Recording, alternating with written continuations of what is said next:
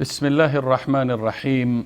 ثنا و حمد بی پایان پروردگار یکتای بی همتا را که ما را از عدم آفرید و به واپسین دینش که همان دین اسلام است هدایت فرمود و درود و سلام بی پایان بر روان پاک حضرت سرور و سردار فرزندان آدم و سرور و سردار اخلاق، چنانه که الله متعال می فرماید و انک لعلی خلق عظیم، و درود و سلام بر خاندان پاک گوهر او و یاران با صفا و راهروان راه او باد.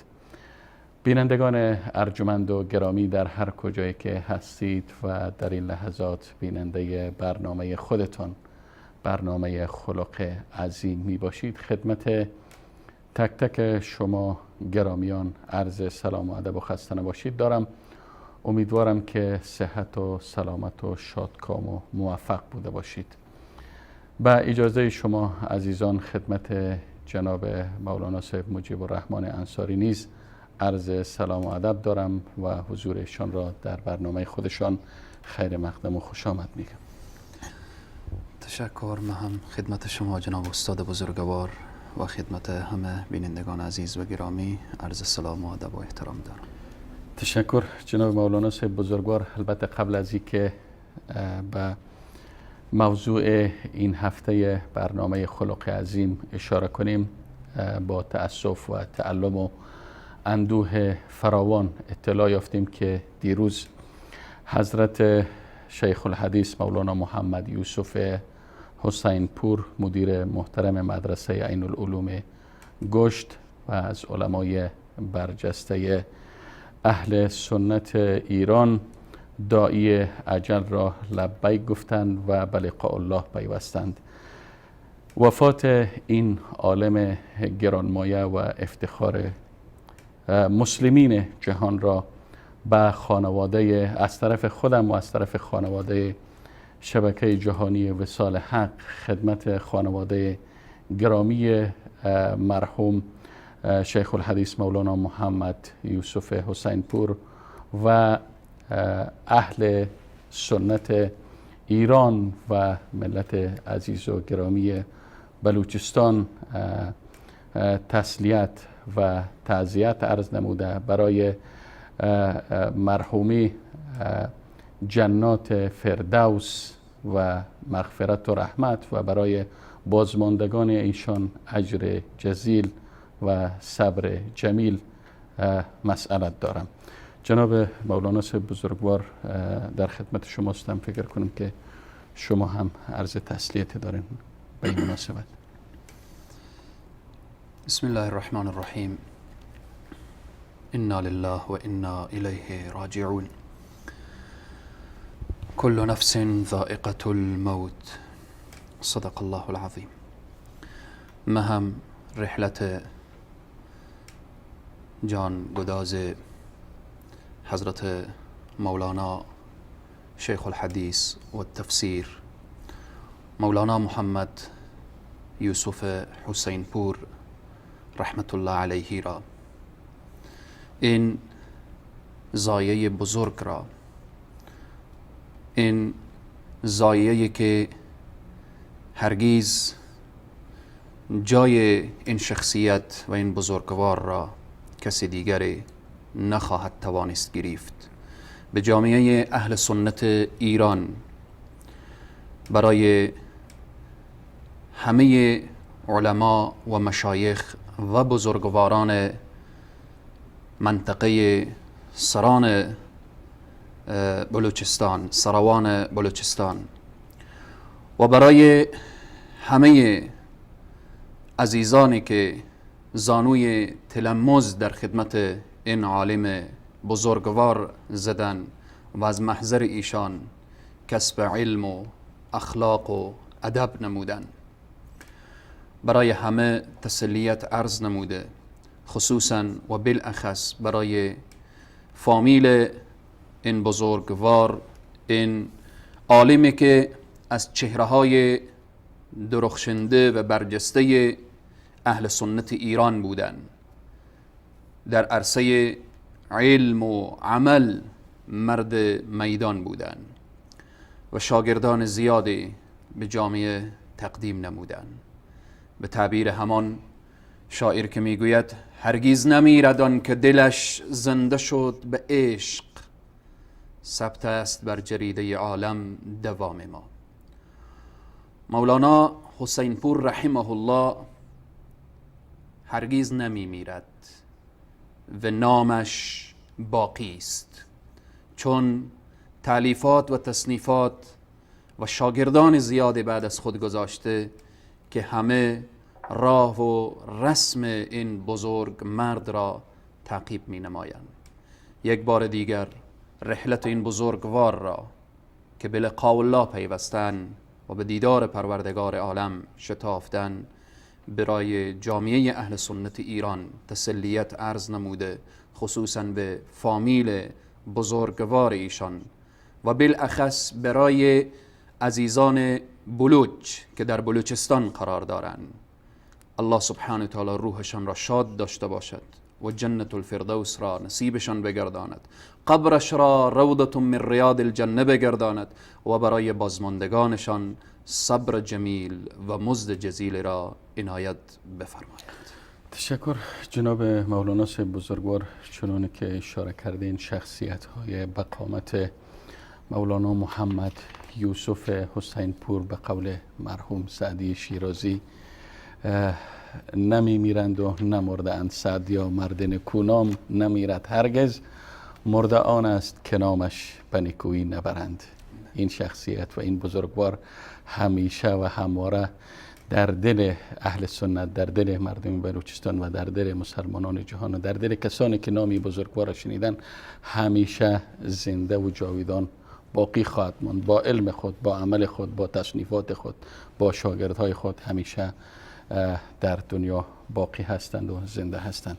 خب جناب حضرت مولانا صاحب بزرگوار، میریم سراغ بحث این هفته برنامه خودمان، برنامه خلق عظیم. و در برنامه گذشته البته پیرامون برخی از مفاهیم اخلاقی، تعریف کلی اخلاق و همچنین مصدر و منبع اخلاق اسلامی صحبت هایی داشتیم و البته امیدوار هستم که بیننده های عزیز و گرامی احساس خستگی نکنند، چون هنوز ما در بحث های مقدماتی در رابطه با اخلاق هستیم و انشاءالله از برنامه آینده آغاز میکنیم میپردازیم به برخی از فضایل اخلاق اسلامی. در این برنامه اشارات خواهیم داشت در رابطه با ویژگی های اخلاق اسلامی، که اخلاق اسلامی چه نشانه ها، چه مزایا و چه صفات داره و چگونه ما میتونیم اخلاق اسلامی را از اخلاق غیر اسلامی تفکیک کنیم. جناب مولانا صاحب، البته ویژگی های اخلاق اسلامی فکر کنم خیلی زیاد است. اگر خواسته باشیم به صورت مفصل و مشرح پیرامونش صحبت کنیم شاید که یکی دو برنامه اکتفا نکنه، اما اگر میشه به صورت اجمالی به ویژگی های اخلاق اشاره کنین و اگر مهمترین ویژگی های اخلاق اسلامی را اگر خواستین اشاره بتین در خدمت شماست. تشکر. باز هم سخن خود آغاز میکنیم به کلام پروردگار عالم که الله سبحانه تعالی در شأن حبیب خود میفرماید و اینک لعلی خلق عظیم.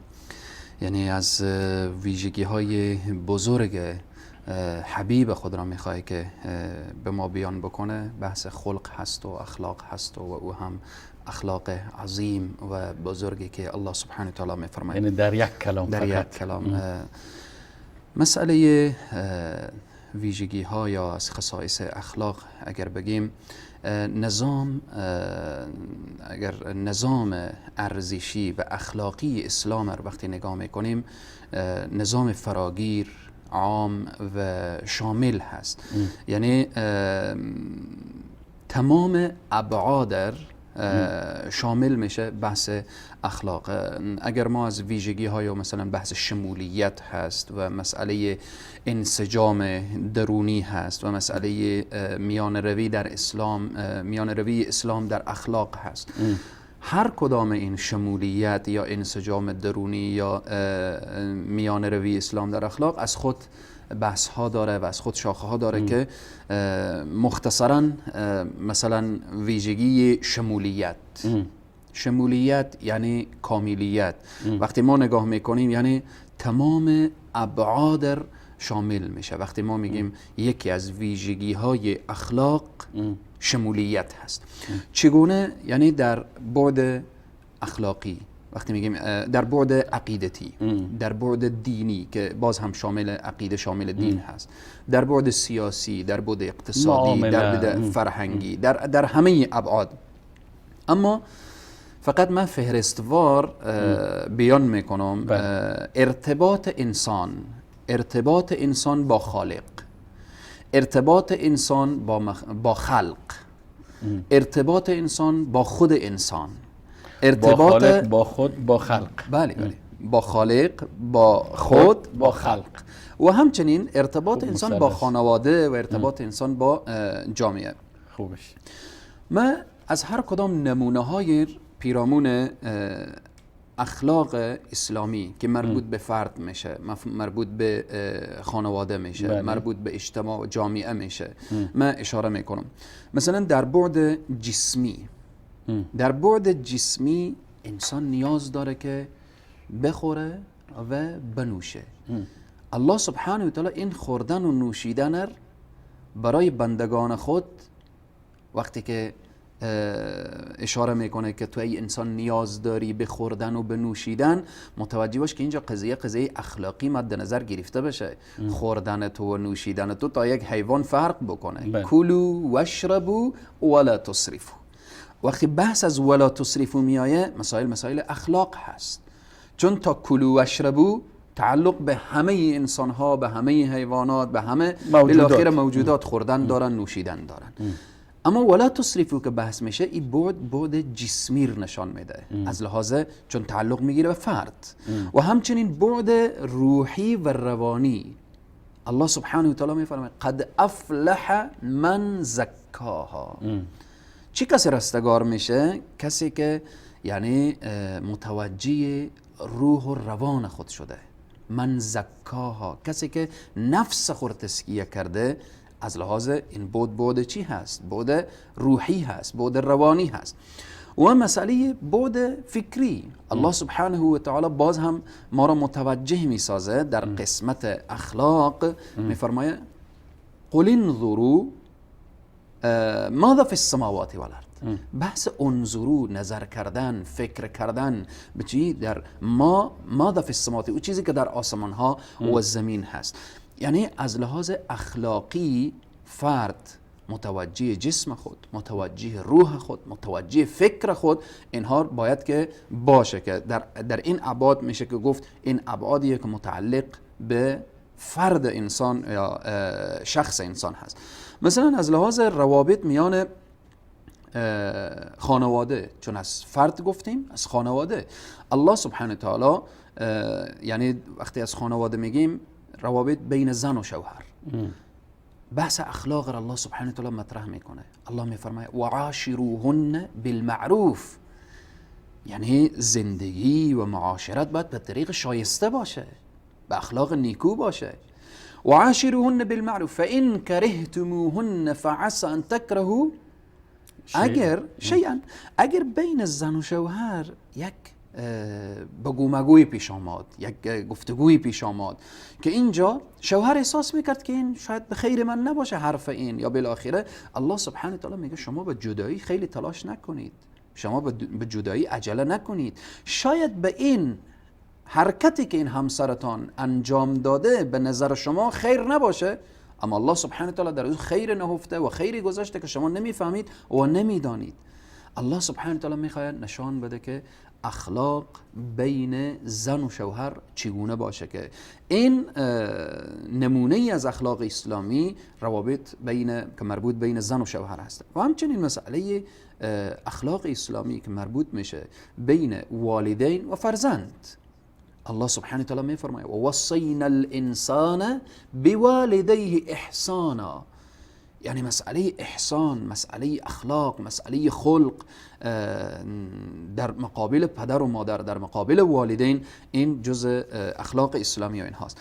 و همچنین روابط انسان، اخلاق انسان با نزدیکان و خویشاوندان. الله سبحانه و تعالی می فرماید ان الله یأمرکم ان الله یأمر بالعدل والاحسان و ایتاء ذی القربى.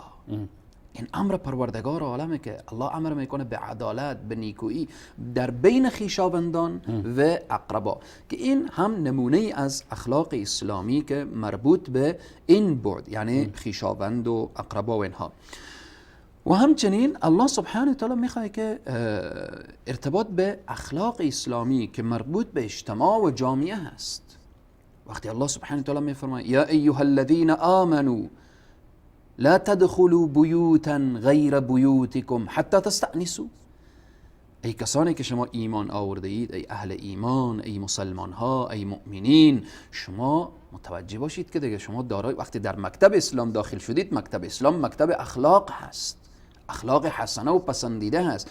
لا تدخلوا بیوتا غیر بیوتکم حتی تستأنسوا، شما بدون اذن و اجازه وارد خانه‌ای که از شما نیست وارد نشوید.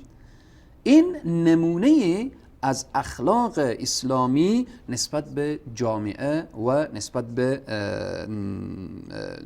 مجتمع و اجتماع مسلمین تحت ویژگی شمولیت و اینها داخل میشه. وقتی نگاه میکنیم در مورد اقتصاد، الله سبحانه و تعالی میخواد که تاجر رو متوجه بسازه. وقتی ما گفتیم که یکی از ویژگی های اخلاق شمولیت هست، این نمونه ها رو که من اشاره میکنم که همه تحت شمولیت شامل میشه. بله.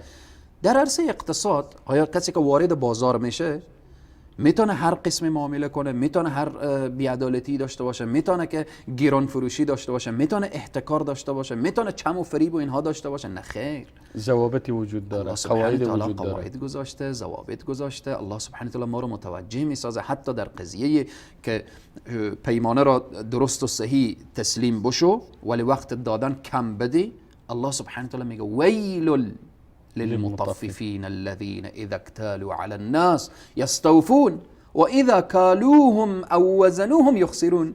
ویل، چای از چاهای جهنم جای او کسانی که پیمانه رو درست میگیرن، وقتی که به ادای میرسه در وقت ادا او را کم میدن و بالاخره او را ناقص میدن.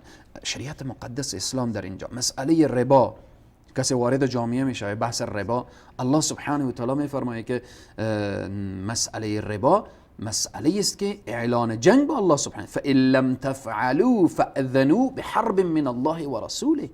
پس مسئله اقتصاد که ما پیشتر گفتیم نمونه از نمونه های اخلاق اسلامی اشاره میکنیم، یعنی وقتی شخص وارد بازار میشه، وارد تجارت میشه، وارد بیع و شرا میشه، در اونجا باید اخلاق اسلامی رعایت کنه. همچنین در قسمت سیاست و در قسمت نظام قضایی جامعه، وقتی که ما گفتیم که وارد جامعه میشیم، شما در اقتصاد اخلاق اسلامی مد نظر بگیریم، با جامعه اخلاق اسلامی مد نظر بگیریم، در سیاست هم عین شکل، در مسئله قضاوت هم عین شکل. الله سبحانه و تعالی میفرماید ان الله یأمرکم ان تؤدوا الامانات الى اهلها. شما اگر یک کسی وزیر استاده میکنیم باید اخلاق اسلامی رو مد نظر داشته باشیم. اگر یک کسی رئیس جمهور استاده میکنیم باید اخلاق اسلامی رو مد نظر داشته باشیم. حتی یک شخص مدیر یک مکتب و مدرسه استاده میکنیم، اخلاق اسلامی رو باید مد نظر داشته باشیم، چون یک قضیه امانت هست. ان الله یأمرکم ان تؤدوا الامانات الى اهلها و اذا حکمتم بین الناس ان تحکموا بالعدل.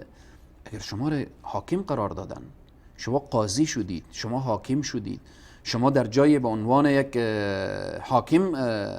حکم قرار گرفتید، این حکم شما چنان باشه که به عدالت باشه، چنان باشه که اخلاق اسلامی مد نظر گرفته باشه. و اذا حکمتم بین الناس ان تحکموا بالعدل ان الله نعیم ما یعظکم به که اخیر آیه هست. این نمونه از شمولیت بود که من اشاره کردم و در ابعاد مختلفی که شمولیت داشت. بحث دوم مسئله انسجام درونی هست که گفتیم که فقط انسجام یکی از ویژگی‌های دیگر هست که ما در بحث جناب مهندس اگر اجازه بدین شما در بحث ویژگی شمولیت اخلاق اسلامی با ارتباط فرد با خالق، با خود و با خلق خدا اشاره کردین و همچنین گفتین ارتباط فرد وقتی با خلق میگیم با خانواده، با عموم مردم در ابعاد اقتصادی، تجاری، اجتماعی، قضایی و حتی در بعد دولتداری. این اخلاق اسلامی، اسلام آمده قواعد و اصول و ضوابط را وضع کرده که فرد باید در چارچوب این ضوابط حرکت کنه، نه اینکه لجام گسیخته باشه، هر چی که دلش خواست، هر چی که هوای نفسش خواست آن را انجام بده. نه، اسلام قواعد وضع کرده، چارچوب وضع کرده که طبق اون بره. خب شمولیت دوم ویژگی دوم گفتیم بحث انسجام درونی هست. درونی هست. انسجام درونی این فقط در نظام اخلاق اسلامی یافت میشه. یعنی مثلا علما و بزرگا بیان میکنن اخلاق اسلامی به منزله یک درخت هست که اون درخت دارای شاخ و برگ هاست. اما آنچه که ما در دنیا امروز در سایر مکاتب و مدارس غیر از اسلام امروز اخلاق اخلاقی که مطرح میکنن، میگن اخلاقی نمیفهم، اخلاقهای گوناگونی که مطرح میکنن این در حقیقت انسجام درونی نداره. فقط سرچشمه میگیره از هوا و از هوس و از بیبندوباری و سرچشمه میگیره از همان حب قدرت و حب چوکی و یعنی اگر جایی که ارتباط میگرفت به منفعت و مصلحت شخصی اونجا اخلاق رعایت میشه. فرضاً یهود، مثلا یهود قومی هستند جناب مانوسب که به تجارت و به ثروت اینها خیلی علاقه دارن. وقتی بحث تجارت میشه شاید اینا بحث خرید و فروش و صدقه از باب اینکه به نفع ایشان هست رعایت میکنن کاملا.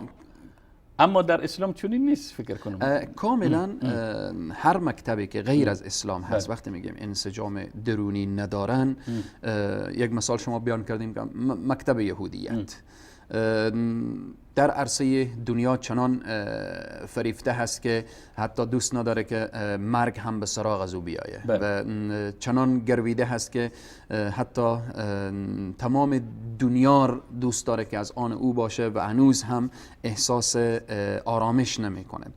مکاتب دیگری که حتی وقتی بحث از انسجام میگیم، مثلا حتی مسیحیت در انجیل میبینیم از سیدنا عیسی علیه السلام نقل میکنن که سیدنا عیسی میگفت که دنیا را بگذارید و بیایید و بالاخره دنبال من روان بشید.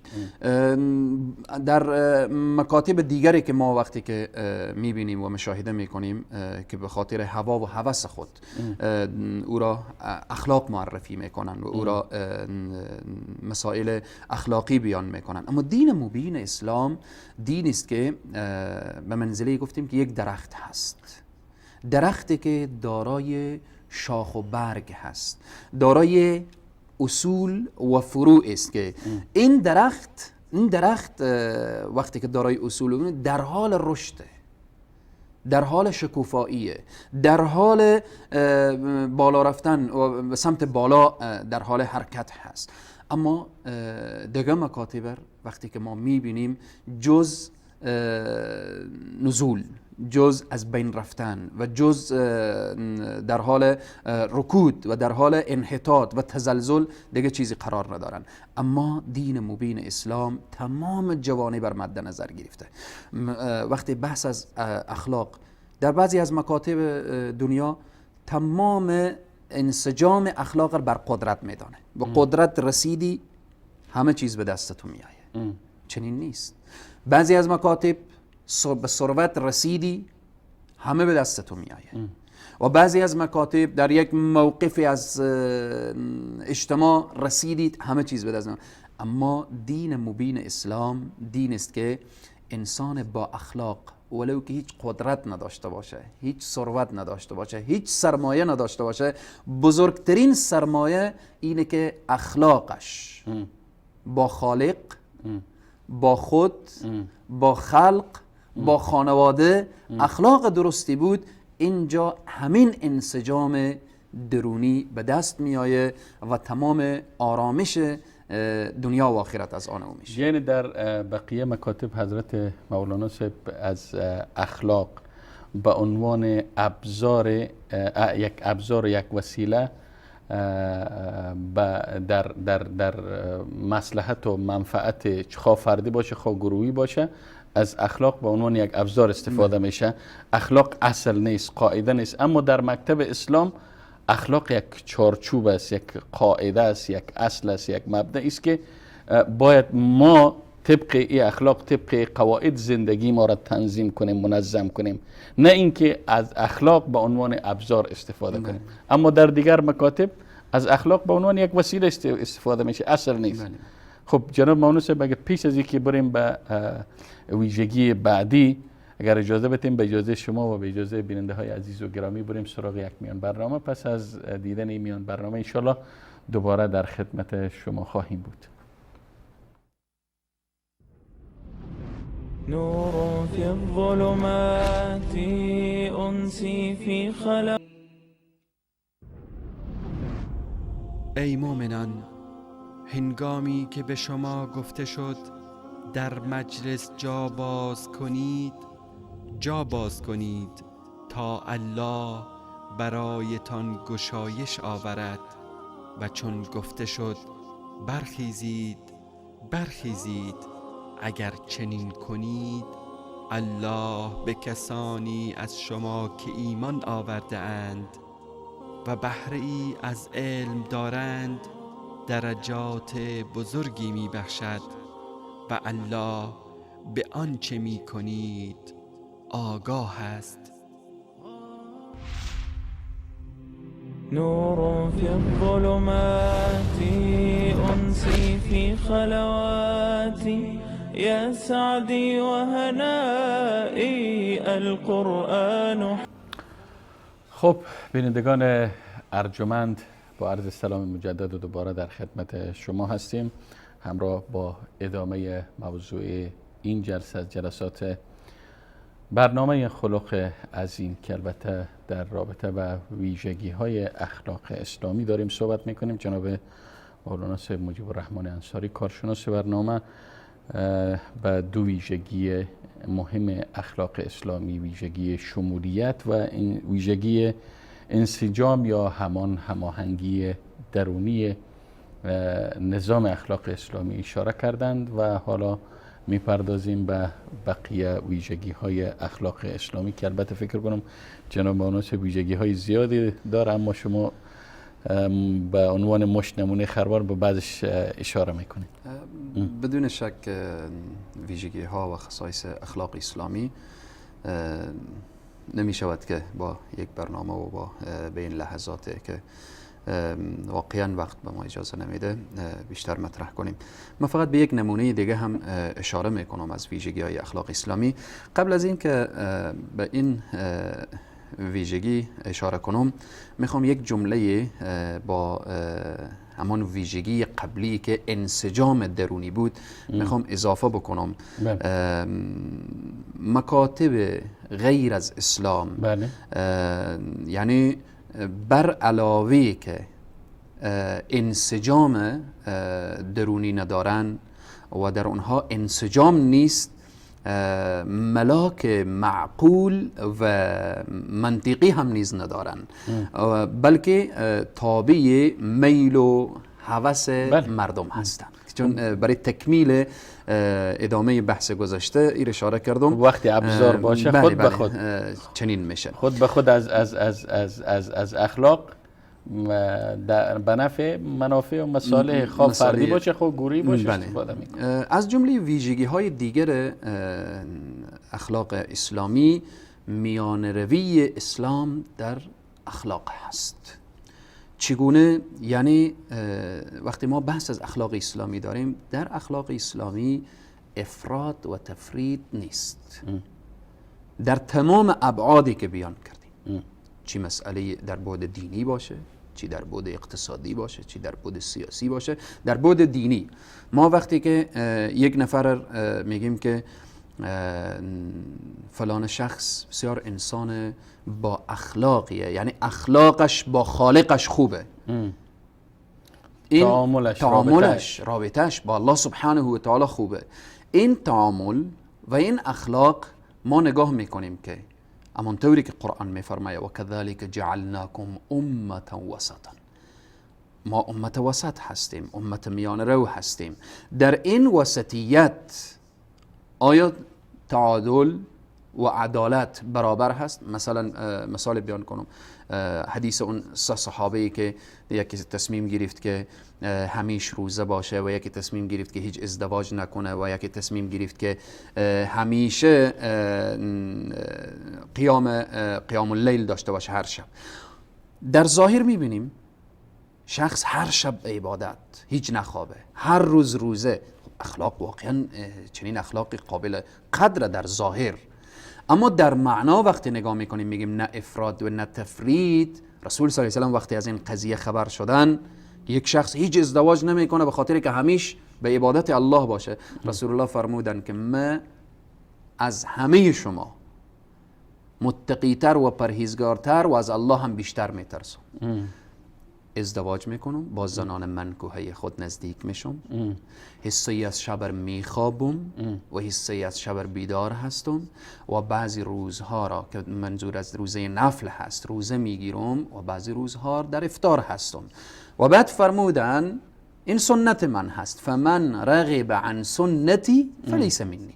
در این بود، یعنی بود دینی که ما میگیم میان روی اسلام در بود اخلاق، همچنین یعنی نه افراد و نه تفرید در عرصه عبادت، موافق به شریعت مقدس اسلام و سنت رسول صلی الله علیه و آله. در عرصه سیاست، در عرصه سیاست بعضی انسان ها میگه که از هر ابزاری میخواهید کار بگیرید، کار بگیر تا به سیاست برسید.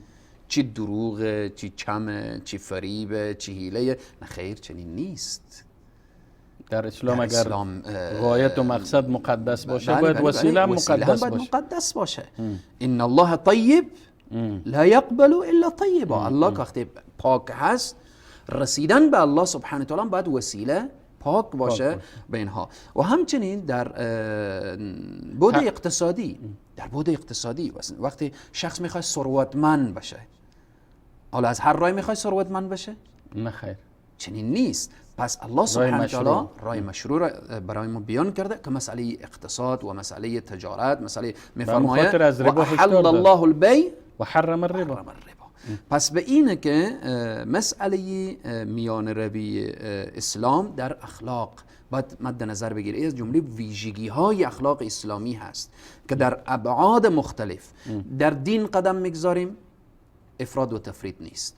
در عبادت قدم میگذاریم، افراد و تفرید نیست. در سیاست قدم میگذاریم، افراد و تفرید نیست. در اقتصاد قدم میگذاریم، مسئله افراد و تفرید نیست. این از ویژگی های اخلاق اسلامی هست. بعضی انسان ها وقتی وارد جامعه میشن به تجارت، دیگه نگاه نمیکنن که اینجا فقیر ضربه میبینه، اینجا همسایه ضربه میبینه، اینجا این ضربه به ملتم، به کشورم وارد میشه. نخیر، این را مد نظر نمیگیرن و بعد حرکات را انجام میدن که از هر نوعی که شده، حالا مال بیت المال میخواد باشه، مال یتیم میخواد باشه، مال مستضعف و بیوزن و اینها میخواد باشه، فقط هدفی اینه که ثروت، یا این که رسیدن به قدرت تلاش میکنه تا اینکه به قدرت برسه. پس نخیر، یکی از ویژگی های اخلاق اسلامی میان روی اسلام در اخلاق هست.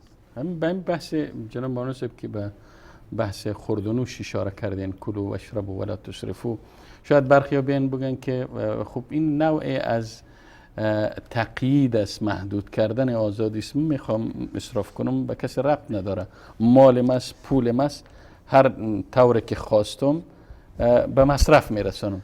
ادامه آیه جناب استاد بزرگوار وقتی که بگه کلوا واشربوا ولا تسرفوا، ادامه آیه میگه ان الله لا يحب المسرفين، انه لا يحب المسرفين. الله دوست نداره انسان اسرافکار. در آیه بعد میگه ان المبذرین كانوا اخوان الشیاطین.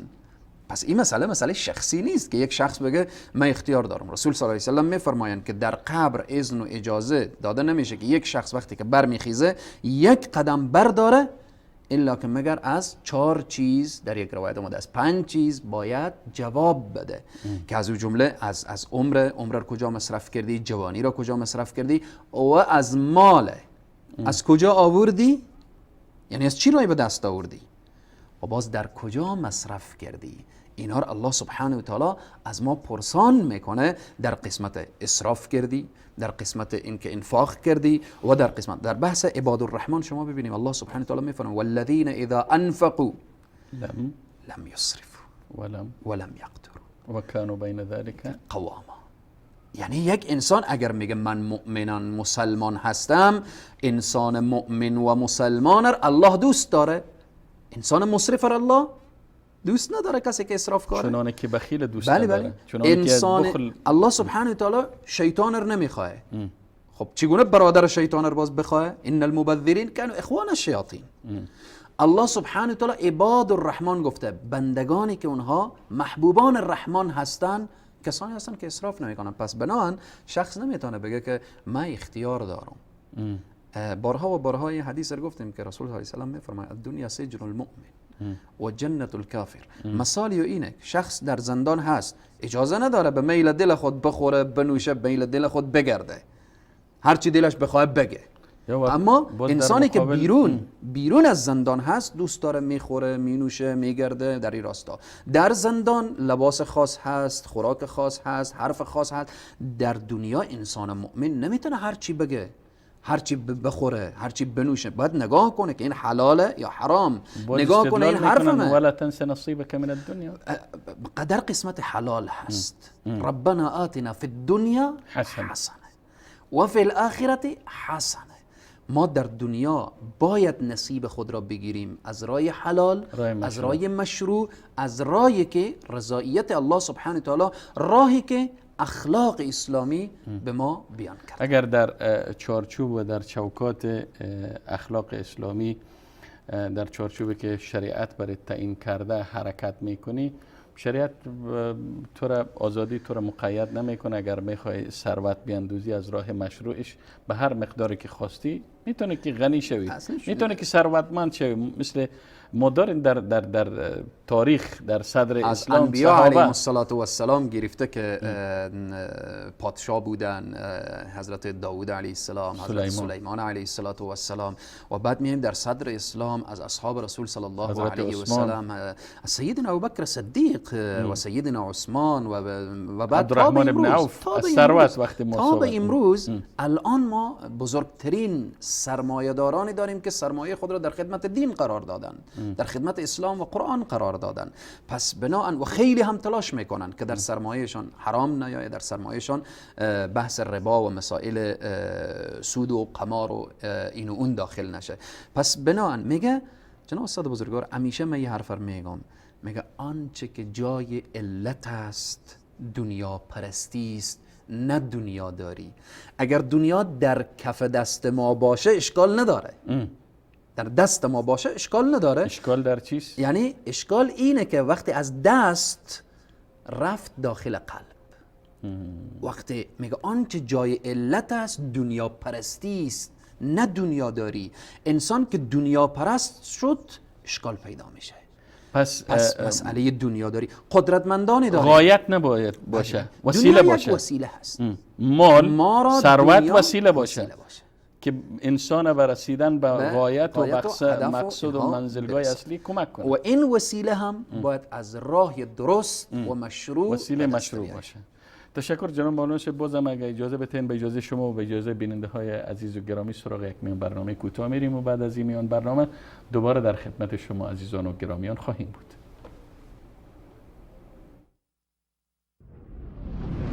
نور في الظلمات أنسي في خلواتي يا سعدي وهنائي القرآن حياتي. يا أيها الذين آمنوا إن جاءكم فاسق بنبأ فتبينوا أن تصيبوا قوما بجهالة فتصبحوا على ما فعلتم نادمين. ای مؤمنان، اگر فاسقی خبری برای شما آورد، پس درباره آن تحقیق کنید تا مبادا ندانسته به گروهی آسیب برسانید، سپس بر آنچه انجام داده اید پشیمان شوید. نور في الظلمات أنسي في خلواتي يا سعدي وهنائي القرآن حياتي. دوستان و گرامیان، با عرض سلام دوباره در خدمت شما عزیزان هستیم با ادامه برنامه خلق عظیم که در رابطه و ویژگی های اخلاق اسلامی است. جناب حضرت مولانا مجیب الرحمن انصاری کارشناس برنامه به 3 ویژگی و مزیت یا خصیصه عمده اخلاق اسلامی که شمولیت و انسجام درونی و میانه روی بود اشاره کردن. البته ویژگی های دیگری نیز هست، مثل قابلیت تطبیق و واقع گرایی و امثال هم. اما وقت برنامه فکر کنم اجازه ندهم، یک چند سوال دیگری هم داشتم که میخواستم خدمت حضرت مولانا مجیب الرحمن انصاری مطرح کنم. جناب مولانا صاحب، آیا اخلاق اسلامی مرتبط به زمان و مکان خاص است؟ یعنی محدوده زمانی و مکانی را شامل میشه؟ مثلا فرد میتونه در یک جای یک قسم اخلاق، یک گونه اخلاق داشته باشه، در جای دیگری که تقاضا میکنه روی دیگری داشته باشه، تعامل دیگری داشته باشه، یا چونین نیست؟ اخلاق مقطعی نیست اخلاق اسلامی؟ مسئله اخلاق مسئله است که متعلق به زمان و به مکان نیست. این مسئله است حتی بعضی از علما مسئله اخلاق را یک فضیله نمیدانند، بلکه یک فریضه میگویند که از جانب الله سبحانه و تعالی و دستورات الله سبحانه و تعالی هست. اخلاق اسلامی. اخلاق اسلامی بله کاملا بحث اخلاق اسلامی هست. اما به این که بعضی از اشخاص اخلاقشان در یک زمان و در یک مکان متفاوت میشه، میخوان که همانطوری که قبلا اشاره کردیم از اخلاق اسلامی به عنوان یک ابزار و به عنوان یک وسیله قرار بدن، اما هدفشان این نیست که اخلاق اسلامی را در زندگی خود تطبیق کنن. هدفشان این هست که برسن به همان مقصد و به همان مطلوبی که دارن و همان جایگاهی که هدفشان هست. این بر علاوه که جز اخلاق اسلامی نیست، می شود گفت که این مغایر با اخلاق اسلامی هست. که کسی بخواه اخلاق اسلامی به عنوان یک خدعه و به عنوان یک فریب و به عنوان یک نیرنگ به کار بگیره تا اینکه دیگران را بازی بده و دیگران را مورد هدف خود قرار بده. مثلا جناب مولانا صاحب، اگر ببخشید من حرفتان قطعم کردم، وقتی ما مثلا از فضیلت صداقت یا امانت به عنوان یک فضیلت اخلاقی صحبت میکنیم، این در هر زمان و در هر مکان ثابت و تغییر ناپذیر است. درست است؟ مسئله صداقت، مسئله امانت داری، مسئله با تغییر زمان و مکان تغییر نمیکنه. ابدا. از صدر اسلام وقتی که الله سبحانه و تعالی آیات نازل کرد درباره صداقت، درباره امانت داری، درباره رحم، شفقت، ترحم، این صفات تا به امروز و تا به قیام قیامت مسئله امانت داری یک مسئله است که حتی شما ببینیم نبی کریم صلی الله علیه و سلم از اخلاق اینا وقتی میگیم لقد کان لکم فی رسول الله اسوه حسنه، سیدنا علی ابن ابی طالب وقتی در بستر میخوابانن شب هجرت، به خاطر چی؟ به خاطر که امانات کفار که پیش رسول صلی الله علیه و سلم بود، علی ابن ابی طالب اونها را فردا تسلیم صاحبانش کنه. یعنی در اون زمان انسان لحظه فکر بکنه، دشمنی که آماده شده به کشتن نبی کریم صلی الله علیه و سلم، آماده شده به قتل نبی کریم صلی الله علیه و سلم و رسول الله صلی الله علیه و سلم را از شهرنا، از دیارنا اخراج میکنه. رسول صلی الله علیه و سلم نگفتن امروز این صداقت و امانت داری دیگه بس باید به این کفار خیانت بشه، در اینجا تطبیق باید نباشه، در اینجا باید رعایت نشه و مد نظر گرفته نشه. پس مسئله اخلاق اسلامی اصل است، ثابت است، اساس و ثابت. صادق بودن، امین بودن، رحیم بودن، مشفق بودن، مهربان بودن، شجاع بودن، سخاوت داشتن، مسئله اینها صفاتیه که تا به قیام قیامت در هر زمان و در هر مکان حتی اگر به نقص شخص تمام شود کاملا. یعنی جز اخلاق اسلامی ما هفته گذشته حدیث بیان کردیم که رسول صلی الله علیه و سلم میفرمایند حتی وسط جنت از کی هست؟ از کسی که حتی به خاطر مزاح هم دروغ نمیگه، به خاطر مزاح هم دروغ نمیگه. پس این اخلاق اسلامی نشان دهنده اخلاق. اما به این که شما اشاره کردیم که اشخاصی که میخوان از این اخلاق اسلامی به عنوان ابزار و یا در یک زمان و در یک مکان اخلاق اینا متفاوته، اینها واقعا این چنین اشخاصی که میخوان به دروغ، به فریب، به چم، به حیله بیان خود را نشان بدن که من یک شخص با اخلاقی هستم، الله سبحانه و تعالی بیان میکنه در قسمت این اشخاص که اینها واقعا ضعیف الایمان هستند. یعنی اخلاق از اینا ضعیفه، ایمان اینها ضعیفه، اینها نمیفهمن، نمیدانن که الله سبحانه و تعالی میفرماید و هو معکم اینما کنتم. هر جا که هستید متوجه بشید که الله شما را میبینه، الله شما را نظاره میکنه، حاضر و ناظر، علم الله در همه جا هست. متوجه بشید که اخلاق شما تغییر نکنه. در آیه دیگه الله سبحانه و تعالی میفرماید یعلم السر و اخفا، الله مسائل پنهان و آشکار را میفهمه. ما نمیشه که در اینجا با اخلاق باشیم جای دیگری نعوذ بالله اخلاق ما تغییر بکنه، در اینجا صادق باشیم جای دیگری نعوذ بالله کاذب باشیم، در اینجا سخاوتمند باشیم جای دیگری بخل و اینها. الله سبحانه و تعالی در جای دیگر میفرماید ان الله کان علیکم رقیبا. ما در یک محل، در یک خانه داخل میشیم، میگن اینجا کامره هست، کامرات مراقب هست، در اونجا انسان تمام حرکات خود را متوجهه، اما از این نکته بیخبر است که الله رقیب است. ان الله کان علیکم رقیبا. در همه جا الله سبحانه و تعالی مراقب بندگان خود هست. اگر رقابت الله را ما مد نظر داشته باشیم، اخلاق ما همیش ثابته، همیش اخلاق ما اخلاق اسلامی و قرآنی میشه. تشکر جناب بانوس بزرگوار. سوال دیگری که در ذهن ما شاید و در همچنین در ذهن بیننده های ما خطور کنه است که فرق و تفاوت بین فعل طبیعی و عمل اخلاقی یا فعل اخلاقی چی هست؟ اگر به طور خلاصه و فشرده بیان بکنم، فعل طبیعی خیلی فشرده چون وقتم کم از جناب بانوس. فعل طبیعی متعلق به حیوان و انسان میگیره.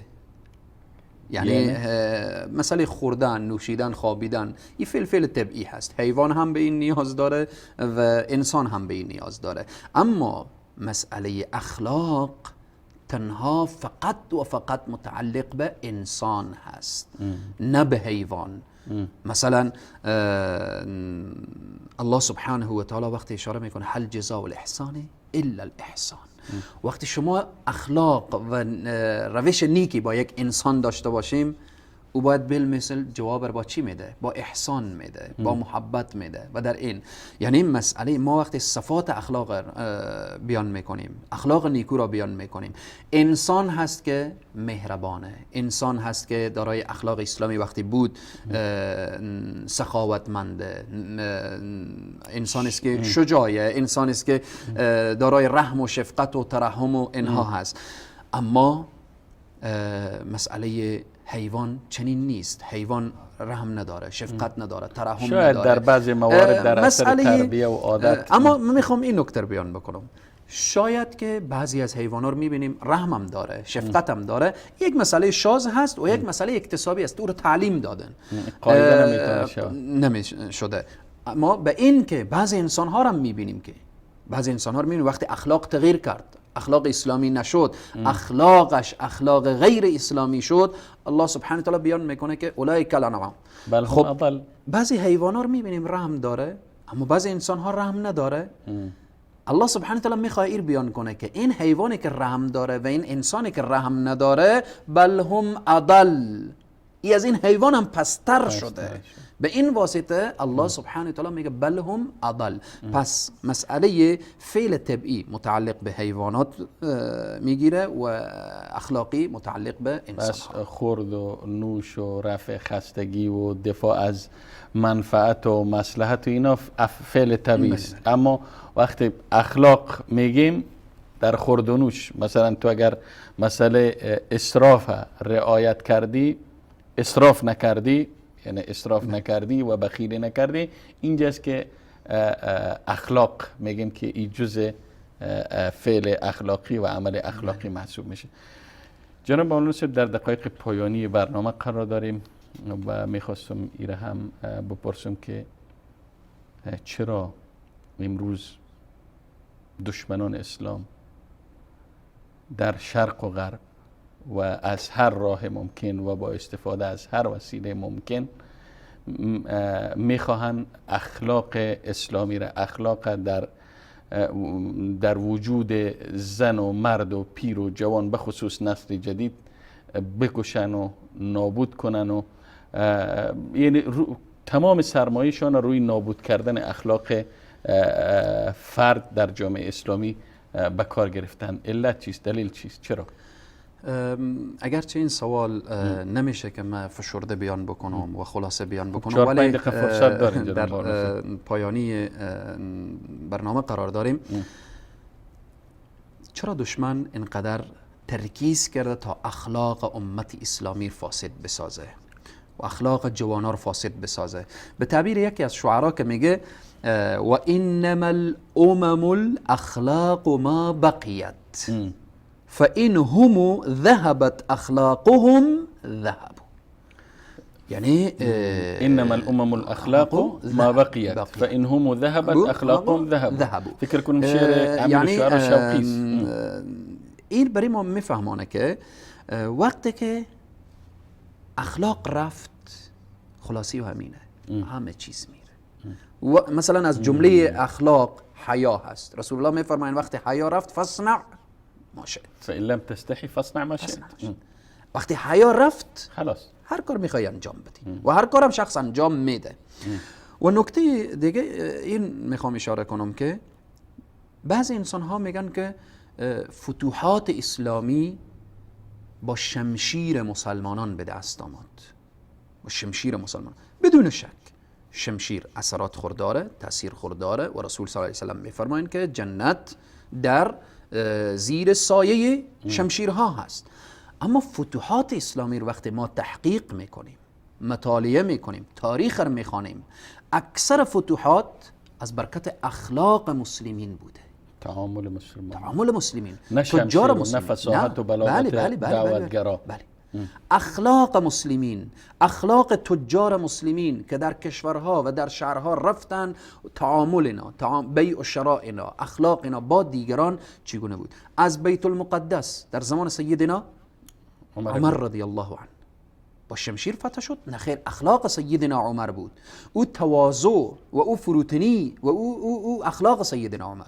در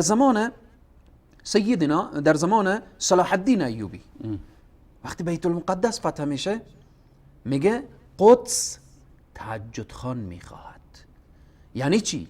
یعنی اخلاق لشکر اسلام و سپاه مسلمین باید با خالق اینا درست باشه. بس اخلاق هست. مثلا اینه دشمن چی میخواه؟ اینقدر ترکیز کرده. دشمن چون میدانه که اگر اخلاق اسلامی به بین جامعه منتشر شد، اکثر فتوحات رسول صلی الله علیه و سلم وقتی که در مکه مکرمه، وقتی آمدن در مدینه منوره و رسول صلی الله علیه و سلم بعد از رسول صلی الله علیه و سلم خلفای الراشدین ابوبکر و عمر و عثمان و علی، اکثر فتوحات در زمان اصحاب رسول صلی الله علیه و سلم، یعنی در زمانیه که یعنی اوج اسلام و عزت اسلام، یعنی شام و روم و فارس در چی وقت فتح میشه؟ در زمان خلیفه دوم اسلام.